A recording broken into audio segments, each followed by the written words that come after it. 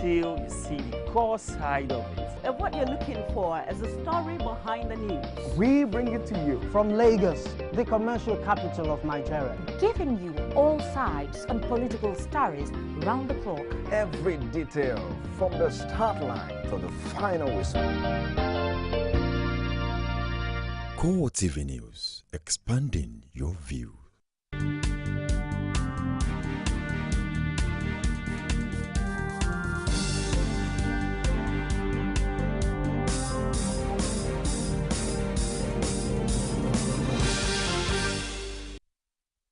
Hello and welcome to CoreTV News at 7. I am Frank Omalapa. Here are some of the news stories filing in at this time.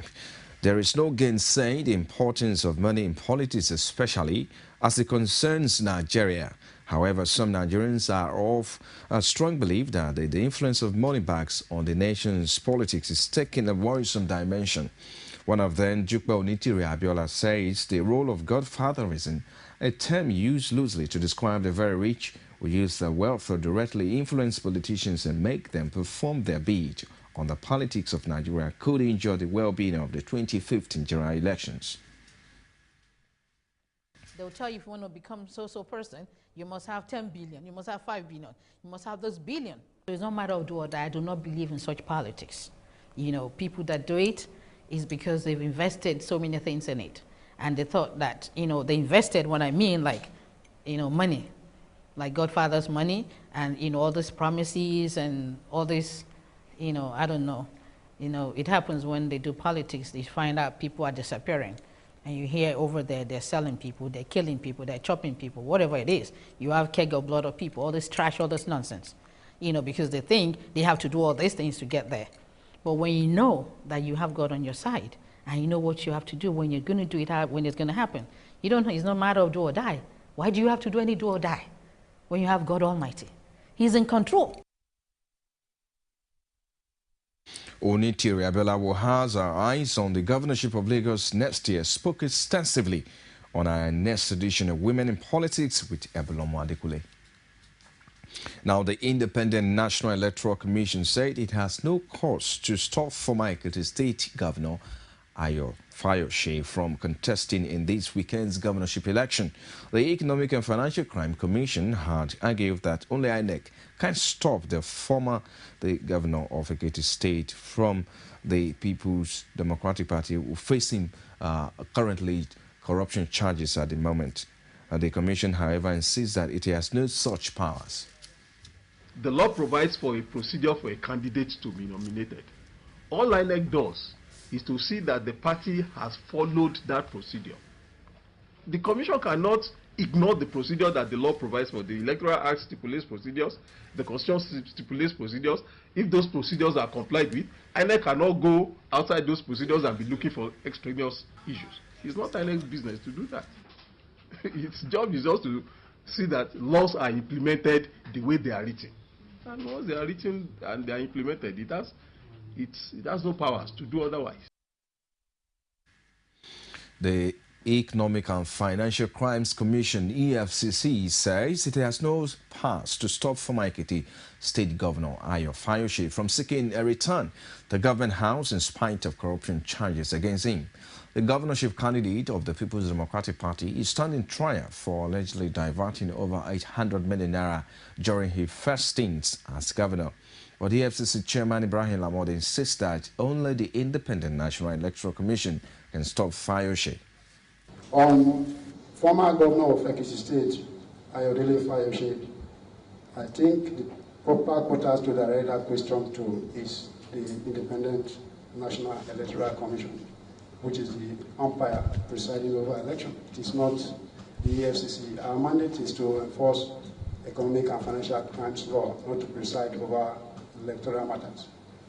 If the umpire believes that the law, the electoral law, allows suspects standing trial in court, even though they've not been convicted, to stand for election, that is his prerogative. It is not for EFCC to decide for INEC or Nigerians. Just few days to the June 21 governorship election in Ekiti, the leadership of the Independent National Electoral Commission has denied promising anyone the use of electronic card reader at the forthcoming poll.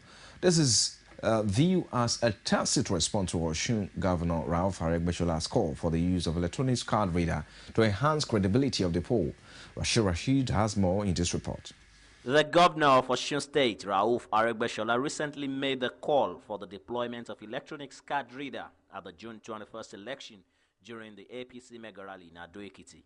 The INEC leadership fired back, saying it never promised the nation the use of the card reader for now. If INEC is committed to ensuring that the will of the people is translated into the return of candidate elected representatives, then to use the electronic voters card is a more of an intuitive one. At no time in the electoral process did the commission promise that we were going to do the election in Ekiti with the use of biometric card reader. What was told, what we said was that we are going to commence the distribution of the permanent voters card, which has electronic chips. The National Commissioner of INEC says the commission is not in enough possession of the card readers, as Aregbesolah insists that the deployment of the card readers for the poll is the only face-saving situation for INEC. We just started the process of taking delivery of some of the biometric, and we haven't got enough.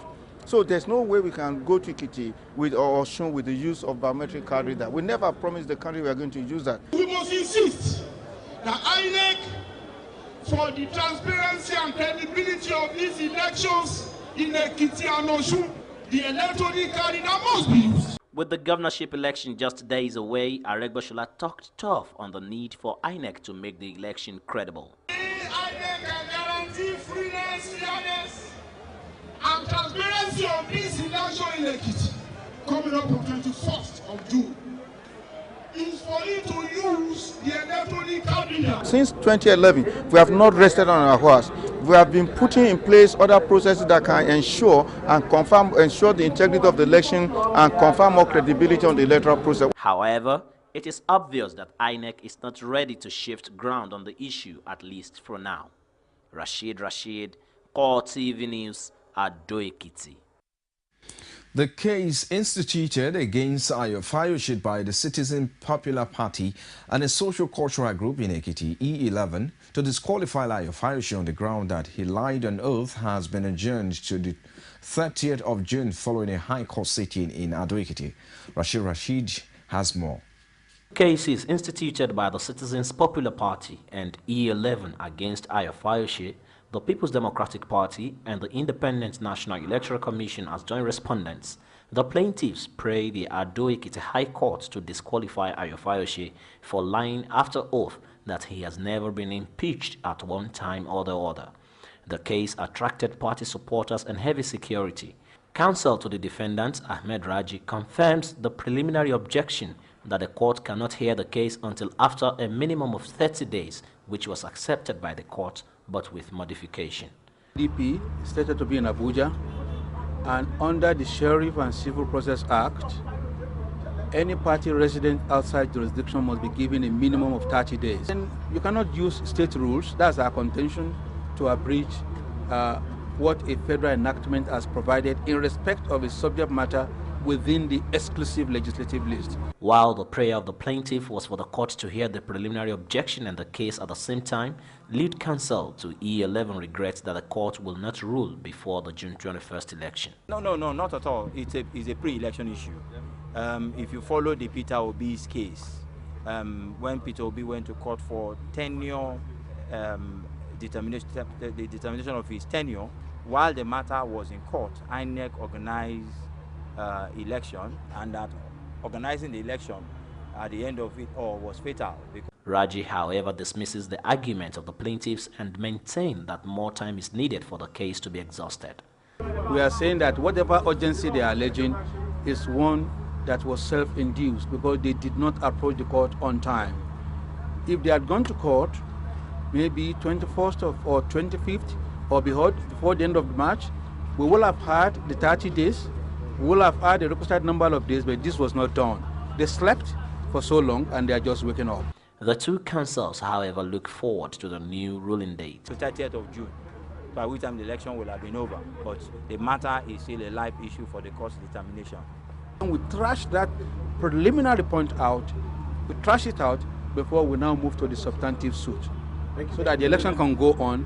Drama, however, ensued among party supporters who threw few political tantrums at each other before peace was restored by security agencies. Rashid, CoreTV News, Ado-Ekiti. The police have deployed 2 surveillance helicopters and other high-tech equipment to Ekiti State for the June 21 governorship election. This is in addition to police personnel who are being sent in to reinforce the team on ground. Inspector General Police Mohammed Abubakar says the operatives have a clear order to stop potential troublemakers. The report. It's only a matter of days to the June 21 elections in Ekiti State, and for the police, it's a time to show off their level of preparedness.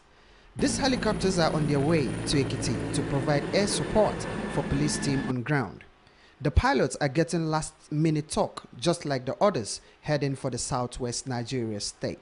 It looks like one of the biggest police operations in recent times, but the Inspector General says it's justified. That we will do everything humanly possible to provide safety and security for the electoral material, for the personnel who are going to be involved for the election for INEC,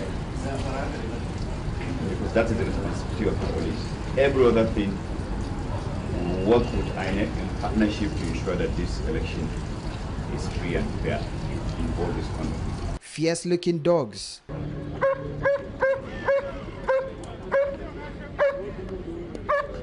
several armored personnel carriers and a bomb-detecting robot are also heading for Ekiti.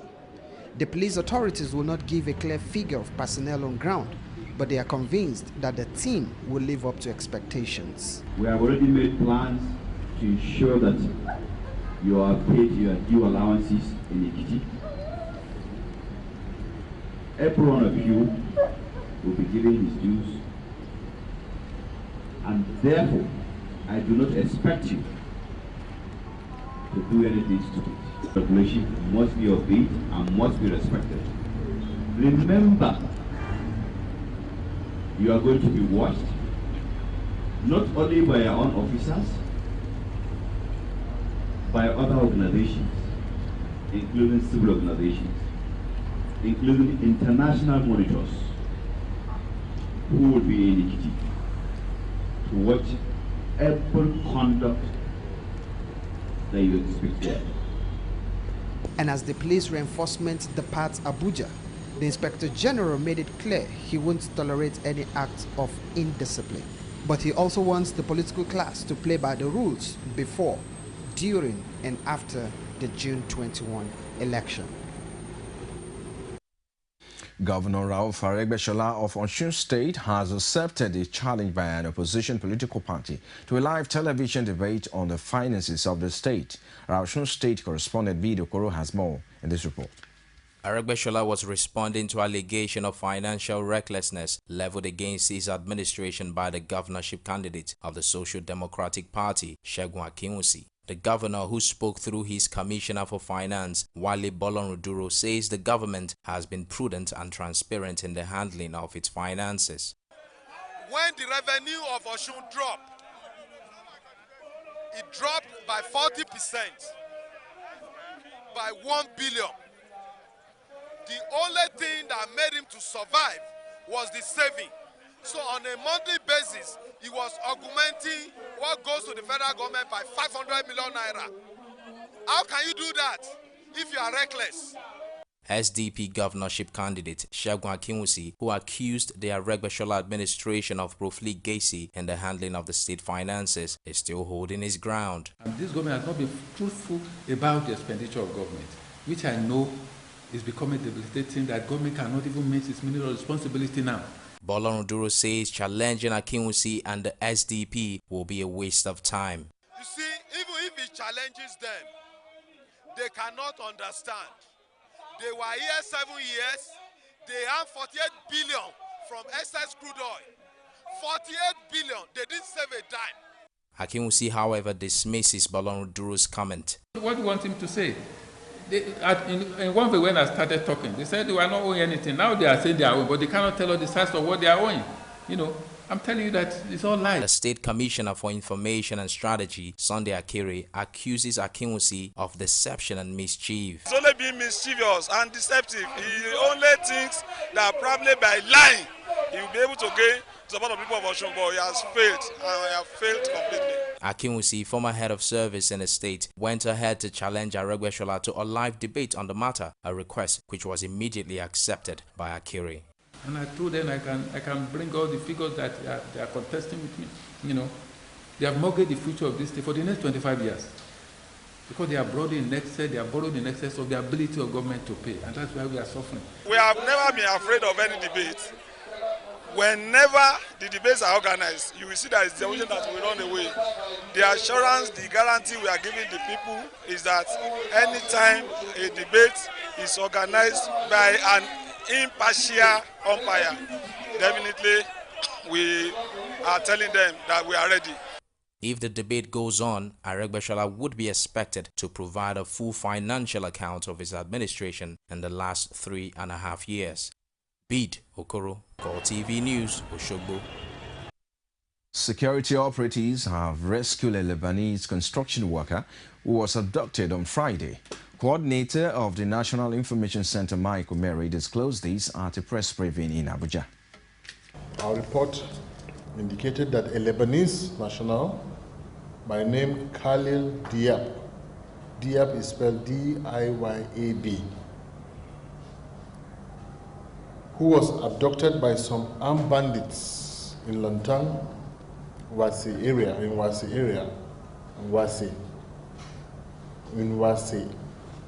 in Plateau State, was last night freed through the efforts of security forces.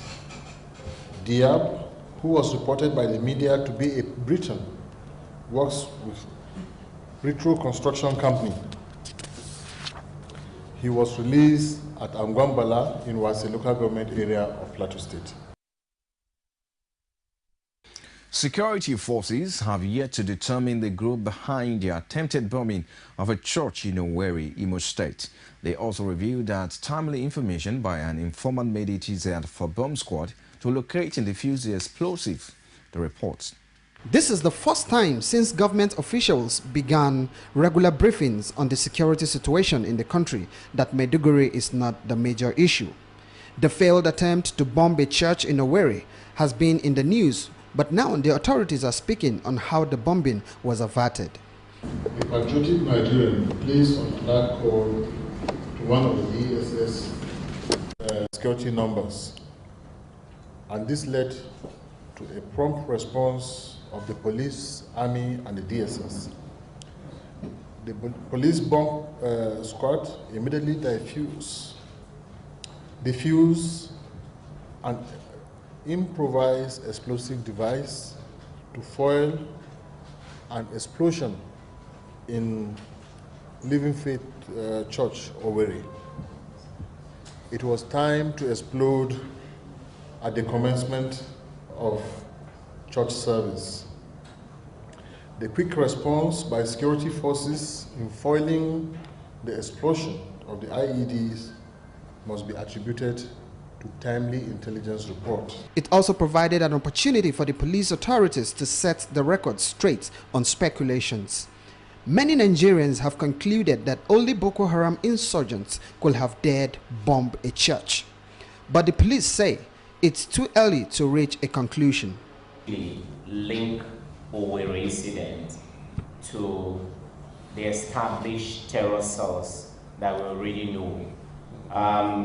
Until the full identity of those behind that incident is made public, or known to security forces, until the motives are established, I think it will be too preemptive. It will be rather preemptive for us to begin to give it the toga of terrorism. It could be anything, and for us in the security world, we are leaving our options open, and we're ready to test all hypotheses. For now, investigations are still on, but the authorities want Nigerians to take a cue from the Owerri incident and be extra vigilant of strange movements and suspicious objects in their neighborhood. You're watching CoreTV News at 7. We'll take a short break. We'll be back after this time out. Join us again. You can now watch CoreTV News live from anywhere in the world on our website, www.coretvnews.com. Click on Live TV on our website and watch us live. And welcome to CoreTV Primetime Days. To follow us on Twitter, click on Twitter icon on our website.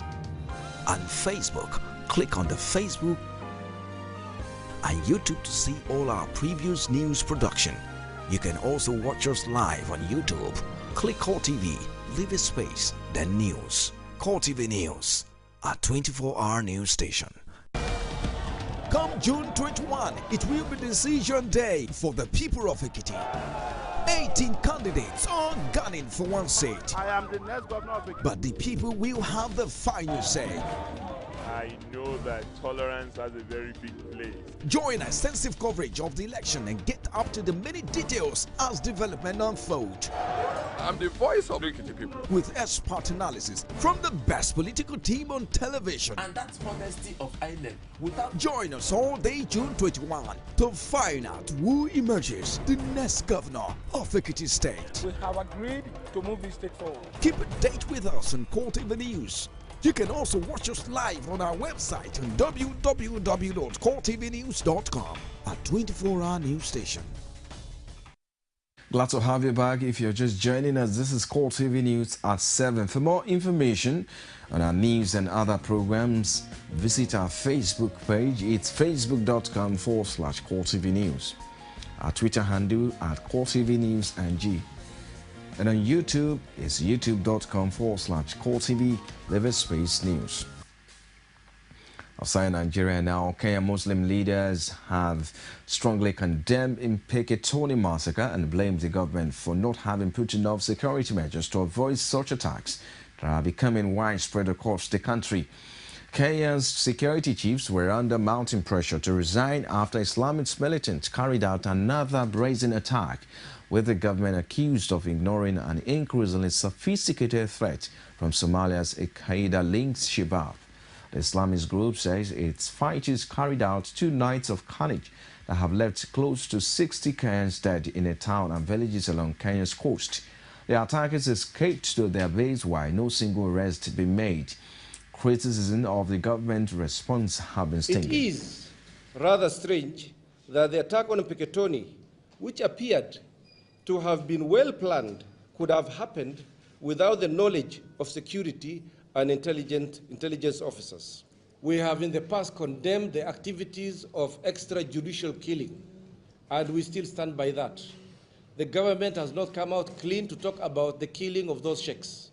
We still hold them responsible until they come and prove to us that these are the people who did commit that. However, whoever comes from outside our borders claiming that they are representing us and they are revenging for that is not representing us. There is law and order in this country, and there is due process to be followed. I think the teaching of Islam is absolutely clear. Any individual who tries to use the name of Islam for personal or group interests is not going to be supported by us, particularly when that means loss of life and property. We condemn anybody anywhere in the world, be it in Kenya or outside. Islam does not support the taking away of innocent life, and there is no justification towards that. They don't do these things in the name of Islam. They don't represent the Muslims. It is group interests, and they continue with their group interests, but they don't represent us. The Shababs, however, says the massacre was a revenge for Kenya's military presence in Somalia, as well as the brutal oppression of Muslims in Kenya. Well, and that's a wrap on CoreTV News at 7. Many thanks for watching. I am Frank Omalape. Bye for now.